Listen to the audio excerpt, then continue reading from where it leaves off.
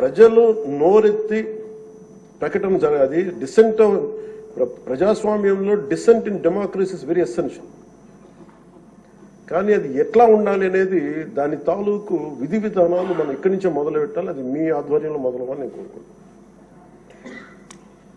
నేను కీలకంగా కోరుకుంటుంది ఈ రోజున మీ తరఫున గౌరవ ముఖ్యమంత్రి గారు కూడా తెలియజేస్తా ఉన్నాను.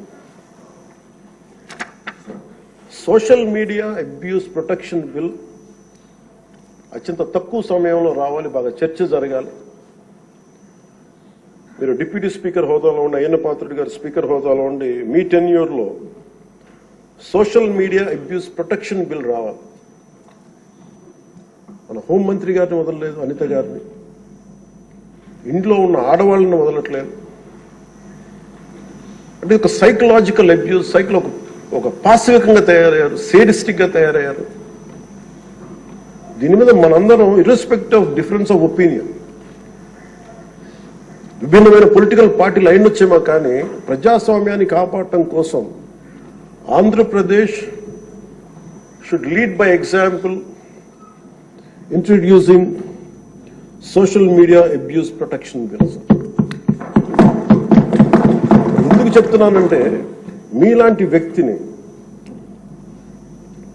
మీరు మెంబర్ ఆఫ్ పార్లమెంట్ అయ్యండి, మిమ్మల్ని ఇంత ఇబ్బంది గురి చేస్తే ఇంక సగటు మనిషి పరిస్థితి ఆలోచించుకోండి. 3 ఏళ్ల బిడ్డలు, 5 ఏళ్ల బిడ్డలు కూడా రేప్ చేస్తున్నారు, క్రిమినల్స్ అంతా చెలరేగిపోతున్నారు. దానికి కారణం ఈ చట్టసభలు ఇష్టారాజ్యంగా మాట్లాడి దానికి ఒక క్రిమినల్ నక్సెస్ లాగా ఇందాక ఎస్కోబార్ ఒక డ్రగ్ కార్టెల్ స్టార్ట్ చేస్తే వీళ్ళ క్రిమినల్ ఎంపైర్ని గార్డ్ చేసుకోవడానికి ఒక సోషల్ మీడియా ఒక అబ్యూసివ్ కార్టెల్ స్టార్ట్ చేసి ప్రజల్ని భయభ్రాంతులను చేసి అందరినీ భయపెట్టేసి కంట్రోల్ చేయడం, నియంత్రించడం.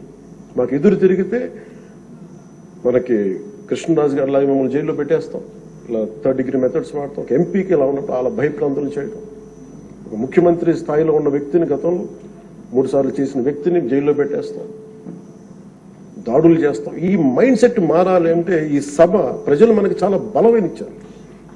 వాళ్ళని 11 మనల్ని 164లో పెట్టారంటే ప్రజలకు మన మీద అపారమైన నమ్మకం. ఏదో మార్పు తెస్తారు. అభివృద్ధి, డెవలప్మెంట్తో పాటు వాళ్ళు కోరుకుంటుంది స్వేచ్ఛా వాయువులు పీల్చాలి, భయపడకూడదు. మీరు వస్తే చూడండి, నవ్వులు పువ్వులు విరుస్తున్నాయి ఇక్కడ.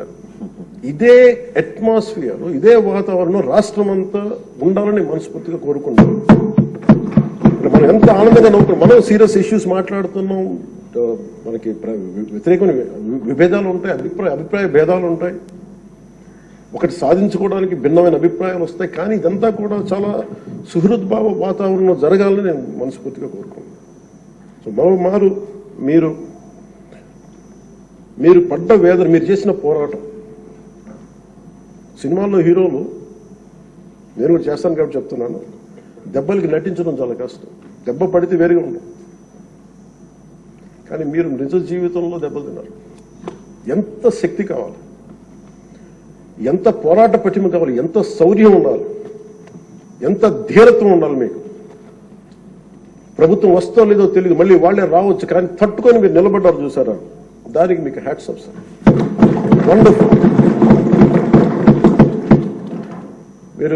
మీరు ఎలా నిలదొక్కున్నారో, మీరు ఎలా ధైర్యంగా ఉన్నారో, అది రాష్ట్రం అందరికీ మమ్మల్ని కోరుకుంటున్నాం.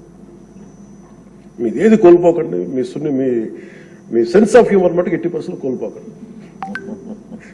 మీరు రచ్చబండలో ఒకప్పుడు చేసేది కాదనట్లేదు, కానీ మీ ఎంజాయ్డ్ ఇట్. కానీ మాకు భవిష్యత్తులో మళ్ళీ దాన్ని మీరు టోన్ డౌన్ చేస్తారు, ఎలా చేస్తారో తెలియదు, కానీ మీ సెన్స్ ఆఫ్ హ్యూమర్ కోల్పోకుండా సభని హుందాగా నడిపి తిరిగి విలువలు ప్రతిష్ఠించమని మనస్ఫూర్తిగా కోరుకుంటూ, మీకు మరోమారు మీకు అవకాశాన్ని ఇచ్చిన నారా చంద్రబాబు నాయుడు గారికి, సభ్యులందరికీ కూడా మనస్ఫూర్తిగా ధన్యవాదాలు తెలియజేసుకుంటూ, మీకు శుభం కలగాలి మనస్ఫూర్తిగా నేను